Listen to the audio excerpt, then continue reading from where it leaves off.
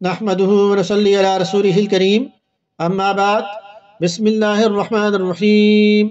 حضرت ابو ہریرہ رضی اللہ عنہ سے روایت ہے کہ ہم رسول اللہ صلی اللہ علیہ وسلم کے ساتھ جنگ حنین میں شریک ہوئے۔ آپ صلی اللہ علیہ وسلم نے ایک آدمی کے بارے میں جسے مسلمان کہا جاتا تھا فرمایا یہ دوزخی ہے۔ جب ہم جنگ میں گئے تو اس آدمی نے بڑی زوردار جنگ لڑی جس کی وجہ سے اسے زخم لگ گئے۔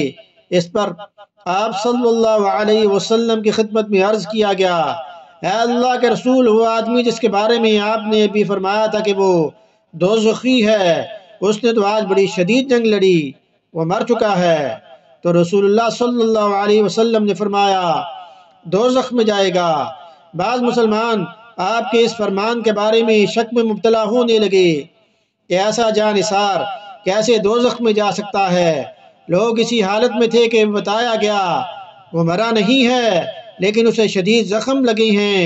جب رات پڑی تو اپنے زخموں پر وہ صبر نہ کر سکا، اس نے خود کو قتل کر لیا، یعنی خودکشی کر لی۔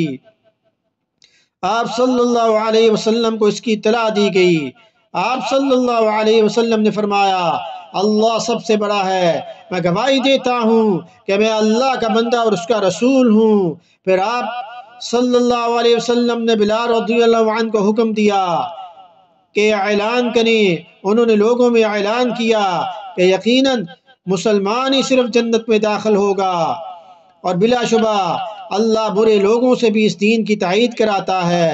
صحیح مسلم کی حدیث نمبر 305 میں اس کو روایت کیا گیا ہے۔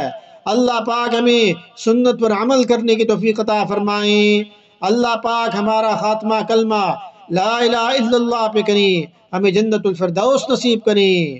خودی کا سر نہا لا الہ الا اللہ، خودی ہے تیغ فساں لا الہ الا اللہ۔ اگرچہ بت ہیں جماعت کی آستینوں میں، مجھے ہے حکم اذاں لا الہ الا اللہ۔ اللہ پاک عمل کی توفیق عطا فرمائیں۔ وما علینا الا البلاغ المبین۔